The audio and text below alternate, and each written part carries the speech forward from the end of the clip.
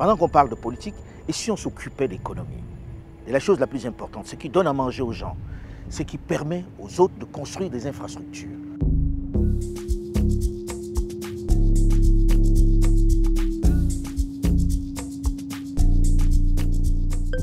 Le discours sur l'Afrique qui serait riche, on l'entend depuis tellement d'années. Mais lorsqu'on regarde la condition de vie des populations, lorsque l'on vit au quotidien la misère, la pauvreté des subsahariens, on se demande où est cette richesse dont on parle. On finit même par ne plus y croire. Et pourtant, elle est là, bien concrète. C'est la manière dont elle est exploitée qui explique ce décalage, cette condition difficile des gens. Et c'est pour attirer l'attention des Africains et du monde entier sur cette question, notamment des minerais, du sous-sol, que nous nous sommes lancés il y a 1 an et demi, sans grande prétention, dans la mission de montrer la réalité, celle qui nous est accessible. Et ce que nous découvrons chaque jour nous conforte dans l'idée qu'il est urgent que les Africains, notamment les subsahariens, prennent conscience de l'immense cadeau que la nature leur a offert et que les plus jeunes s'emploient autant qu'ils le peuvent à mettre fin au pillage dont ils sont l'objet. Leurs parents ne savaient pas, ils ignoraient l'importance de ces minerais. Cela ne signifiait pas grand-chose pour eux. Eux, plus instruits, plus ouverts sur le monde, le savent. Ils ne sauraient laisser se perpétuer cette incongruité. Nous avons vu dans les épisodes précédents, dans l'est de la RDC, à quel point le Congo était pillé. Son cobalt, son coltan, son cuivre, son or volé, avec ses populations esclavagisées par des Chinois et autres prédateurs, avec la complicité de certains de ses cadres locaux, de ses politiques, de son élite, mais également par son voisin rwandais. Nous avons ensuite été dans la zone de bauxite de la Guinée où nous avons assisté au même phénomène, avec les mêmes pilleurs à ciel ouvert. Mais avec une volonté affichée de nouvelles autorités militaires d'y mettre un terme. Dans cet épisode, la deuxième partie de notre série Les mines de Guinée, nous nous rendons dans l'une des parties les plus prometteuses, en Guinée forestière, dans le sud-est du pays. Alors maintenant commence le voyage. Je vous demande de nous suivre.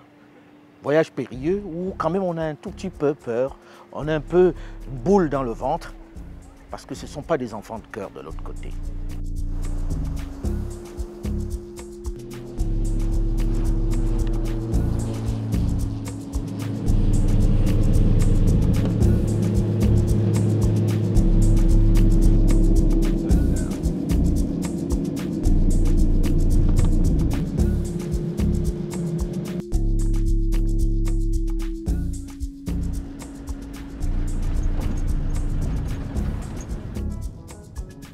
Nous voici à Simandou, la chaîne montagneuse de Simandou qui s'étend sur 110 km de long du nord au sud.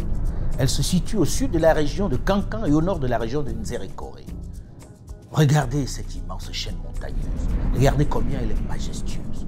Vous me direz en la regardant qu'il en existe tant d'autres dans plusieurs régions de notre immense et beau continent africain. Justement, c'est comme ça que les Guinéens la regardaient jusqu'à une certaine époque. Un beau paysage. Mais ce n'est pas juste ce paysage que je vous demande d'observer, vous vous en doutez. C'est ce dont regorge cet endroit. Nous sommes au Mont Simandou et figurez-vous que nous sommes dans le meilleur gisement de minerais du monde. La plus grande réserve inexploitée de minerais de fer de haute qualité du monde, avec plus d'1,8 milliard de tonnes de réserves, d'une teneur en fer supérieure à 65,5%. Autant dire qu'une partie de l'avenir du monde se joue ici lorsque l'on connaît l'importance du fer dans notre planète en développement. Puisqu'il sert dans la fabrication de l'acier, parfait pour construire les machines à laver, les voitures, les ponts, les gratte-ciel et bien plus encore. C'est certainement le ou l'un des minerais le plus utilisé au quotidien dans le monde. Toute la planète en a besoin. Et nous sommes dans le pays qui a l'un des plus grands gisements au monde. Il faut que ça profite aux Guinéens. Il faut que ceux qui sont ici ne regardent plus ça simplement comme une pierre. Le plus grand gisement au monde. Et c'est dans cette Guinée présentée comme si pauvre, si misérable, que se trouve l'essentiel de cette richesse. Ce seul pic de fond où nous nous trouvons, qui culmine à 1658 mètres, dans la partie méridionale de la chaîne, regorge de 3 milliards de tonnes de réserves. Nous vous convions aujourd'hui dans la grande mine de Simandou. Lorsque l'on parle de la richesse de l'Afrique, la plupart des gens se demandent à quoi ça ressemble. C'est toujours très très virtuel. Lorsque l'on parle de la richesse des sous-sols africains, on se dit c'est quoi cette histoire? Eh bien, il suffit de voyager sur le continent pour le voir. Il suffit d'arriver dans certains endroits pour comprendre à quel point nous avons été dotés de richesses que nous n'exploitons pas. Et regardez, il suffit d'aller sur le bord de cette route pour voir du fer, du minerai de fer en haute teneur. Il n'a pas encore été travaillé. Il est partout, partout. Quand vous vous déplacez, ce caillou sur la place, c'est du fer. Partout, il y a du fer. Mais les Guinéens ne peuvent malheureusement pas en profiter depuis 65 ans parce que des petits malins qui ont décelé l'immense filon, les spoliés, les ont confisqués. Comment? Jusqu'à une certaine date, et c'est ce que signent les politiques, ils avaient donné ça à quelqu'un pour 35 ans. Après, on allait leur donner ces infrastructures qui sont très belles, sur cette énorme montagne qui est bourrée de minerais de fer. Quelqu'un allait les exploiter pendant 35 ans et allait dire, je vous donne les infrastructures. Sauf qu'au bout de 35 ans, il ne reste plus grand-chose. Personne de nous ne saura, ne sait à ce moment précis ce qui restera de là. C'est en cela que c'est intéressant, urgent et vital de se pencher sur les contrats et de garder la pression sur les dirigeants pour qu'ils les révisitent. L'histoire de la mine de Simandou illustre jusqu'à la caricature l'incurie de certains de nos dirigeants et la spoliation, le pillage dont l'Afrique est encore victime. Et elle mérite d'être connue des plus jeunes pour corriger le tir. Tout commence sous le premier président Ahmed Sékou Touré. Le grand nationaliste, jaloux des intérêts de son pays, va être informé de l'existence de ce minerai de fer. Mais on ne lui dit pas son importance. À cette période, nous sommes dans les années 1970, le tribun ne dispose pas des ressources humaines pour engager de façon scientifique la recherche pour connaître l'importance du gisement. Il crée néanmoins l'AMIFER Guinimba, dont la mission était d'assurer les études d'évaluation quantitative et qualitative des ressources du Simandou et du Nimba, de préparer les modalités de construction et d'exploitation de ces ressources. La société japonaise Nipponko est chargée de mener les études. Malheureusement, l'incapacité à mobiliser les milliards de dollars requis pour financer les investissements indispensables à l'exploitation des gisements, doublée de la corruption de certains dirigeants, va plomber le projet. Pire, la société japonaise va vendre l'étude à la compagnie brésilienne Vale, qui deviendra le numéro 1 mondial dans le fer. Avec l'arrivée aux affaires de Lansana Conté, après la mort de Sékou Touré, les choses vont aller s'empirant. En 1997, sur les conseils de son ministre Fasciné Fofana, le président Lansana Conté décide d'octroyer à Rio Tinto un permis d'exploration sur la totalité de la chaîne du mont Simandou qui est composée de 4 blocs. On lui octroie la totalité, figurez-vous, pour 35 ans à partir de l'exploitation. Il n'a rien à payer pour cette attribution. Dans ce contrat, il fallait attendre 35 ans pour que les infrastructures ferroviaires et portuaires reviennent à la République de Guinée. Et déjà par expérience, 35 ans, les rails deviennent une pourriture pour des projets qui doivent être exécutés à valeur de 9 milliards en matière de dollars d'aujourd'hui. Et 35 ans après, avec l'inflation, vous estimez ça à des dizaines de multiples milliards de dollars. La Guinée ne sera techniquement pas capable de reprendre et de refaire ces infrastructures ferroviaires. Rio Tinto, qui a là le jackpot, s'engage en revanche à développer la mine et d'exporter du fer guinéen dans les 5 ans qui vont suivre. Si elle ne respecte pas son engagement dans les délais, elle doit rétrocéder les mines. Pourtant, Rio Tinto ne va même pas passer un coup de pelleteuse. Rien n'est fait. En réalité, il a signé pour que cela lui permette de lever des fonds sur le marché international. Lorsqu'au bout de 5 ans, date de la première rétrocession, imposée par le code minier guinéen, on lui demande de quitter les lieux, il arrose quelques dignitaires et conserve les blocs. À partir de là, on entre dans un énorme flou. Plus rien n'est fait dans la légalité. Rio Tinto joue de ses relations pour faire traîner le projet. Il a de bonnes relations avec le président Lansana Conté.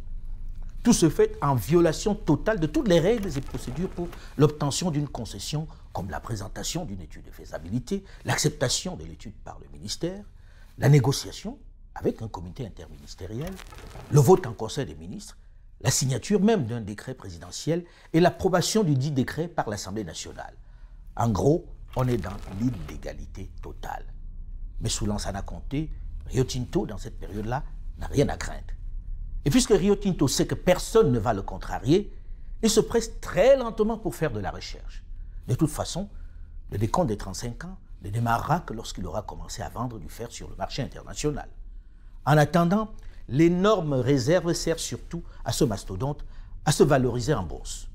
De 2002 à 2007, il prétexte de la nécessité de faire plus de recherches géologiques pour découvrir assez de minerais, pour justifier économiquement le développement de la mine, mais surtout de l'infrastructure ferroviaire et portuaire. Il prétend qu'elle n'a découvert que 2,5 milliards de tonnes d'une teneur assez médiocre, et que ceci ne peut supporter le coût d'un développement. Il gagne du temps. Mais il n'a pas vu venir un phénomène qui va mettre à nu son gros mensonge. La crise économique mondiale qui secoue la planète en 2007 va contraindre Rio Tinto, sérieusement bousculé, à licencier des dizaines de milliers d'employés à travers le monde. Le géant minier vacille. C'est le moment pour sa rivale BHP Billiton de saisir l'occasion pour la racheter. Elle fait une offre de 45 milliards de dollars pour son rachat complet. Une OPA que ne peut accepter Rio Tinto, naturellement. Mais s'il ne veut pas que cela se fasse, il est contraint, comme le veut la règle, de publier ses vrais résultats sur Simandou auprès de ses régulateurs boursiers en Angleterre et aux États-Unis. Et là, grosse surprise. Rio Tinto déclare, tenez-vous bien, entre 8 et 11 milliards de tonnes de réserves à des teneurs très élevées. Un calcul sommaire place immédiatement la valeur de Simandou seule dans les actifs de Rio entre 48 et 66 milliards de dollars. Ceci permet à Rio Tinto d'échapper aux griffes de BHP. Mais s'il a réussi à ne pas être avalé, dans le même temps, les Guinéens ont découvert le vaste mensonge du géant minier qui leur avait fait croire que la réserve de Simandou n'était que de 2,5 milliards de tonnes, avec une très faible teneur. Il avait simplement divisé la valeur de Simandou presque par 5. Oui. Lansana Conté, qui a compris qu'on lui a menti, que Rio Tinto s'est moqué des Guinéens, décide de récupérer les mines de Simandou. Rio Tinto résiste, menace, pèse de tout son poids pour empêcher cette rétrocession, alors qu'il sait pertinemment qu'il n'a jamais rien fait sur le site et qu'il est entièrement en tort. La mine n'a servi qu'à faire de la spéculation sur le marché financier international. Après une âpre bataille judiciaire des lobbies, le gouvernement de Guinée se contente de diviser Simandou en 2 blocs, lui laisse les blocs 3 et 4 et récupère les blocs 1 et 2. Rio Tinto dit ne pas reconnaître cette partition.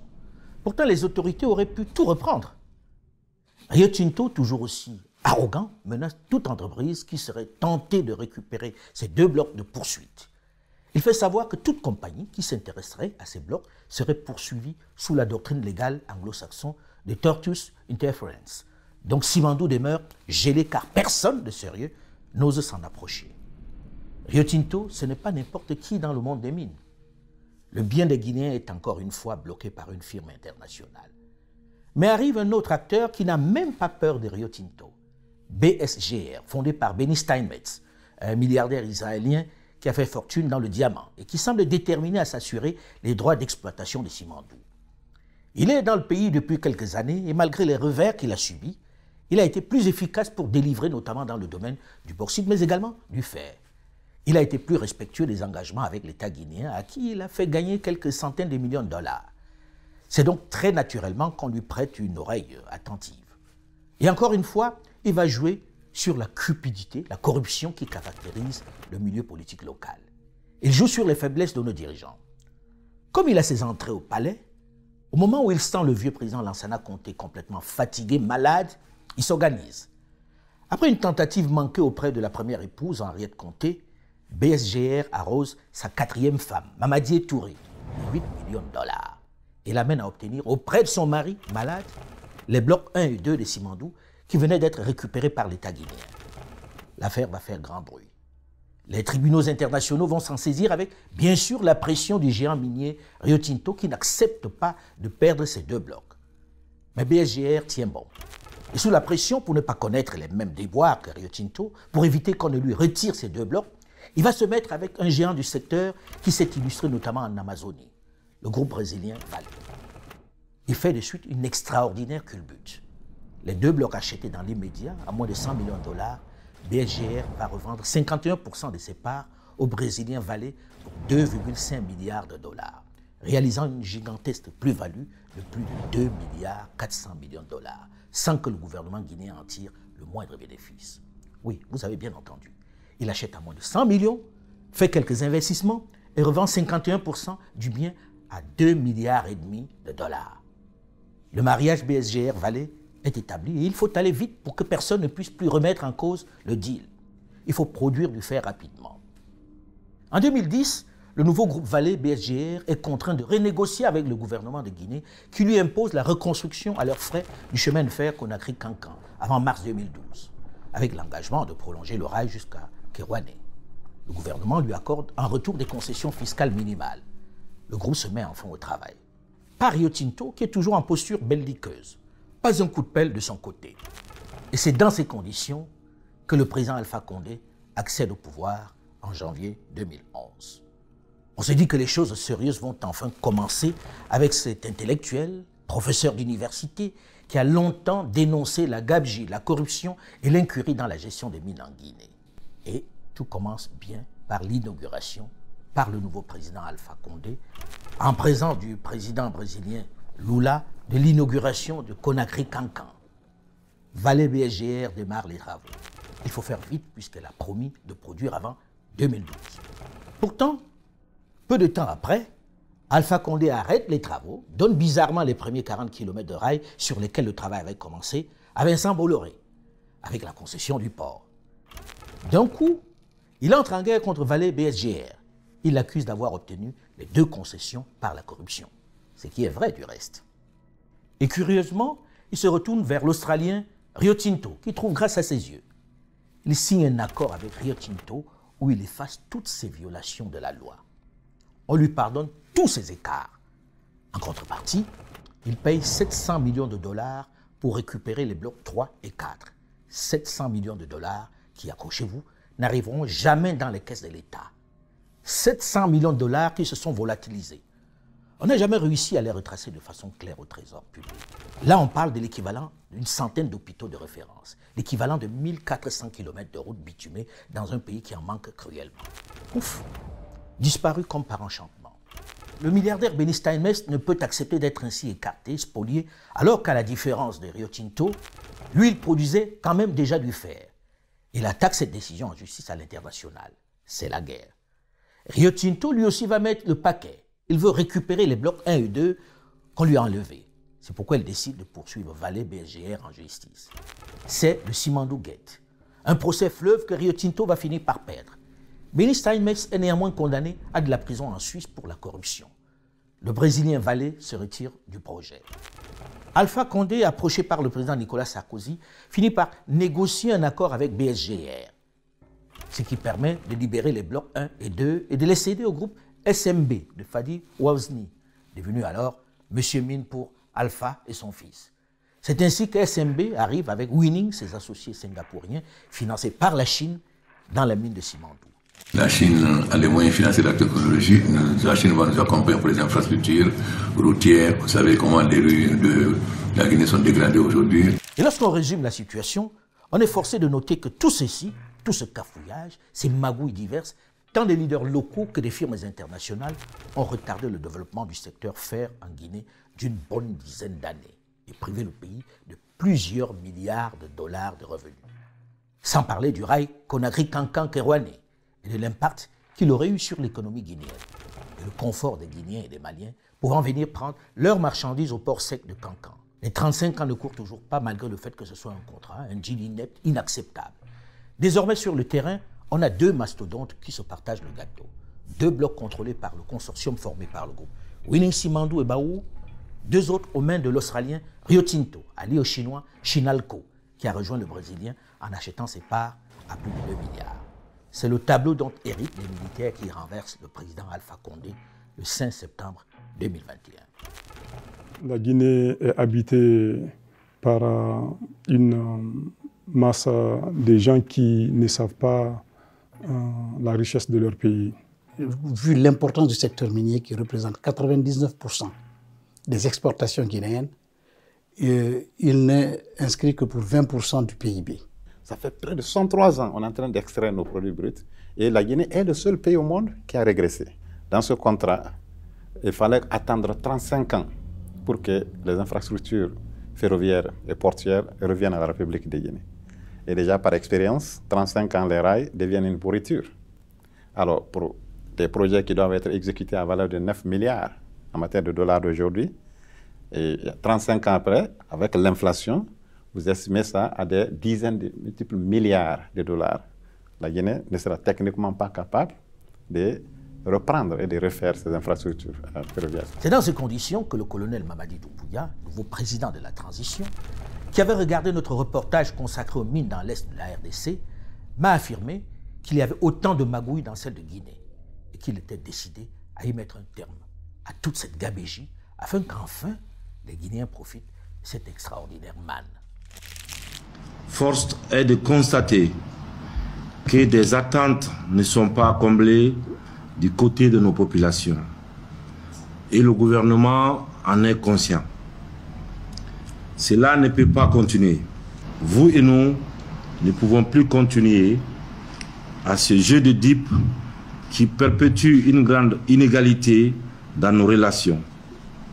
Il faut la corriger et c'est maintenant. Je vous invite à cette démarche qui devient un impératif catégorique et non négociable. Et nous nous sommes rendus dans les différents sites de l'intérieur du pays. Après le bauxite, nous avions mis notre reportage consacré au minerai de fer en veilleuse, puisque d'intenses tractations étaient en cours et que nous souhaitions voir si les promesses de changement annoncées allaient être tenues. C'était manifestement les joyaux de la couronne et les contrats étaient tellement léonins en même temps. Nous avions deux grands mastodontes du secteur minier qui avaient deux BOT pour faire la même infrastructure. Nous avions deux mastodontes qui avaient une convention, chacune des conventions avec des blocs bien précis qui leur étaient affectés et qui étaient là, qui procuraient des plus-values, qui permettaient à ces sociétés d'avoir des plus-values sur le marché des capitaux, mais qui n'étaient pas exploitées. Lorsque l'on lit les conventions, on se dit qu'ils ont quand même parfois pris les autorités guinéennes pour des idiots. On voit plusieurs chemins de fer qui ne vont servir qu'au transport des minerais. Comment est-ce possible d'avoir deux réseaux de chemins de fer différents dans le même pays et la même région et dédiés seulement au transport des minerais? Mais n'est-ce pas l'obligation des politiques, des dirigeants, de se décider à un moment donné de dire « Ok, nous n'avons pas la technologie, mais arrêtez de nous prendre pour des idiots, de renégocier pour que ceci soit exploité ici et que cela bénéficie aux populations. » Autant d'incongruités qui ont amené le président Mamadi Doumbouya à imposer une renégociation, à pousser tout le monde à se retrouver autour d'une table pour mettre de l'ordre dans ce grand bazar qui prive les Guinéens de leur richesse.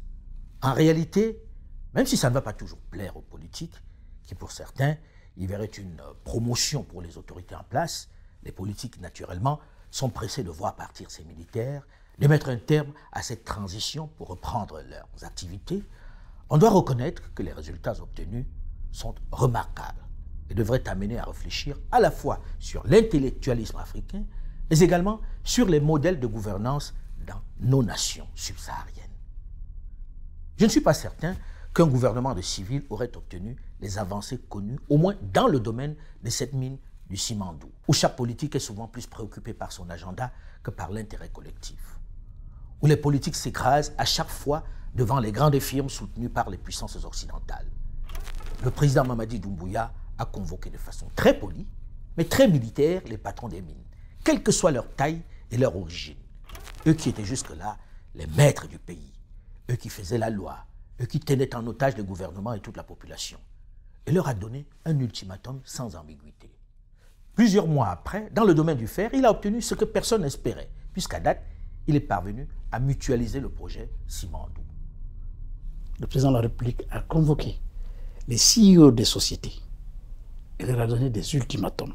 Lorsque le chef de l'État a mis son gouvernement en place, il a vu que Simandou était le projet qui devrait permettre à la Guinée de devenir un pays émergent très rapidement. On commençait les négociations à 6h, 7h du matin, on n'en finissait pas à 2h du matin. Et le lendemain, rebelote. En 3-4 jours, nous avons signé un accord cadre qui a permis de remettre les deux sociétés dans un véhicule qui leur permettra d'exploiter ces mines, de les transporter et de transporter d'autres minerais, d'autres produits végétaux, d'autres produits agricoles, d'autres produits animaux et des personnes, des voyageurs qui traversent toute la Guinée. C'est un corridor. Ça, je peux vous dire, rien que ça, c'est une avancée extrême qu'on n'a pas pu faire depuis plus de 50 ans. Nous avons dit aussi que les infrastructures ferroviaires seront multi-usages et multi-services. Qu'est-ce que ça veut dire? Initialement, c'était prévu que ces rails-là étaient pour les minerais. Alors, mais pour nous, on dit un transguinéen de 670 km.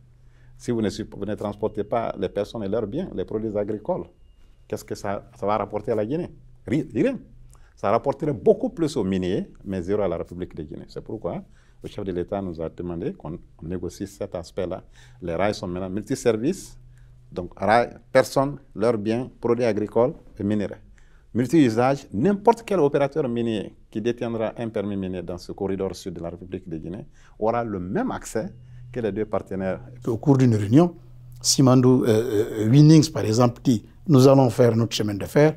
Rio Tinto dit « Nous pouvons aussi faire notre chemin de fer ». Le président de la République dit qu'il n'est pas question. Parce que vous savez très bien, dans ce genre d'exploitation, le compte d'exploitation et le compte de perte de profit ne veut rien dire. C'est le prix de revient prévisionnel. En mutualisant le projet, le gouvernement a divisé les coûts par deux. Et ce qui est remarquable dans cette renégociation, c'est que ce n'est plus l'État qui paye les cabinets d'avocats et d'études comme c'était le cas jusque-là, mais le projet en lui-même. Et désormais, c'est une co-entreprise avec l'État de Guinée qui est passé de 0% à 15%, sans rien débourser. Pas besoin d'attendre 35 ans pour bénéficier de la manne que la nature lui a donnée. Pas besoin d'attendre 35 ans pour jouir des infrastructures, puisque le chemin de fer servira à tous. C'est le transguinéen.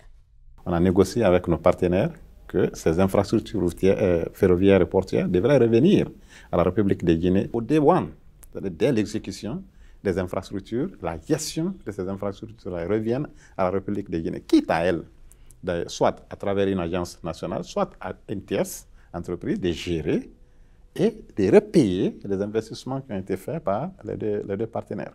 Ça, c'est un. Deuxièmement, nous avons dit que les 15% de l'État doit avoir 15% dans le capital social de l'entreprise. Et ce n'est pas du liable et c'est gratuit. Et ça, c'est extrêmement important. Et la question qui a toujours complexé les dirigeants guinéens qui travaillaient sur la question, celle du financement, semble désormais levée. Celui qui arrive, qui vous dit non, on va dépenser beaucoup d'argent, il dépense parce qu'il sait qu'il va gagner. Peut-être qu'il faut que nous aussi, nous gagnions pendant qu'il gagne. C'est du win-win et c'est de cela qu'il est question. On ne dit pas qu'il faut chasser qui que ce soit, non. Puisque nous n'avons pas encore la technologie. On dit formez-nous, transmettez-nous la technologie, mais en même temps respectez-nous et n'attendez pas qu'on soit mort pour en profiter. Pour rendre concret ce projet Simandou avec ses infrastructures portuaires, il fallait trouver 15 milliards de dollars. Une somme qui faisait peur à tout le monde, que l'on présentait comme insurmontable. Qui va être suffisamment fou pour prêter à un pays aussi instable, aussi mal géré? Personne. Les grandes firmes, les mastodontes des mines utilisaient ces arguments comme prétexte, comme arme pour faire plier l'État guinéen, comme elles le font d'ailleurs un peu partout sur le continent. Avec le courage et la diversification des partenariats, après une mission en Chine en janvier 2023, les autorités guinéennes de transition ont reçu des assurances de la part des investisseurs. Ce sont finalement les banques et les compagnies d'assurance chinoises qui ont pris le lead dans le financement de ce projet Simandou qui pourrait contribuer à changer le visage de la Guinée, ce riche pays des pauvres. Les travaux du train minéralier long de 670 km et du port d'évacuation de Moribaya devraient logiquement démarrer dans quelques jours et se terminer, selon le calendrier, en décembre 2024. Le groupe minier australien Rio Tinto, le consortium Winnie Simandou et le géant de l'acier chinois Baowu Steel vont redémarrer les travaux d'aménagement du train minéralier et des infrastructures portuaires dès mars 2023. Du moins, on l'espère, à condition que le groupe australien Rio Tinto, qui pour l'instant a joué à faire traîner les choses depuis plusieurs décennies et qui continue de traîner les pieds, joue enfin le jeu et rejoint les autres au travail parce que, pour l'instant, la partie qui n'a pas encore connu de frémissement est la sienne. Les blocs 3 et 4.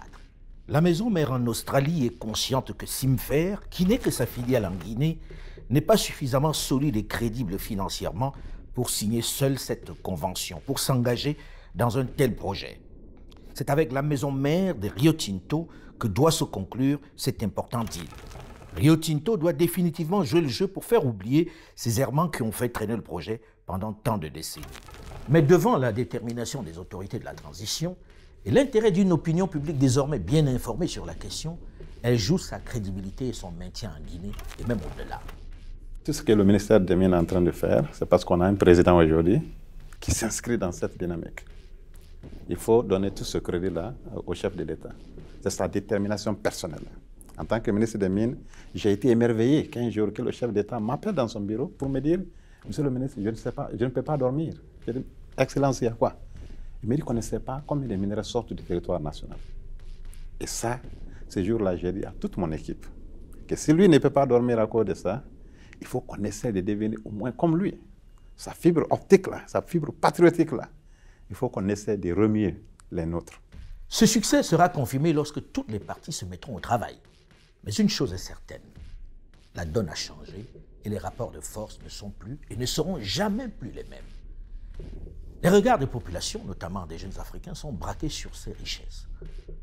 On croise les doigts pour que les travers du passé ne reviennent pas par la fenêtre et bloquent à nouveau ce projet Simandou qui pourrait transformer la Guinée. La corruption qui a mis le pays dans cette situation doit s'arrêter. Faites gaffe, on vous regarde. Et je sais, pour avoir assisté à de nombreuses scènes, combien la pression de certains grands groupes, même les plus inattendus, est forte pour sortir des rails. J'ai rencontré pendant ce reportage quelques personnes, et pas des moindres, qui faisaient des propositions indécentes. Pour l'instant, les jeunes ne résistent pas trop mal. Ce succès apparent ne doit pas non plus faire oublier d'autres chantiers, d'autres secteurs miniers qui sont dans un état lamentable. Notamment le secteur de l'or, où bien qu'une entreprise africaine soit en train de prouver qu'il peut faire l'objet d'une modernisation, d'une meilleure exploitation, les artisans vivent un véritable esclavage. De l'homme noir qui m'a trouvé l'homme 200 000 francs, de l'homme bois 300 francs. La Guinée, sur le plan or, toute prévision en matière de réserves ou en matière de ressources serait erronée. Parce que tous les jours qu'il fait maintenant, pendant ces 2 derniers mois, les populations elles-mêmes font la découverte. On vient de découvrir l'or à Kissidou, on vient de découvrir l'or à Koundara.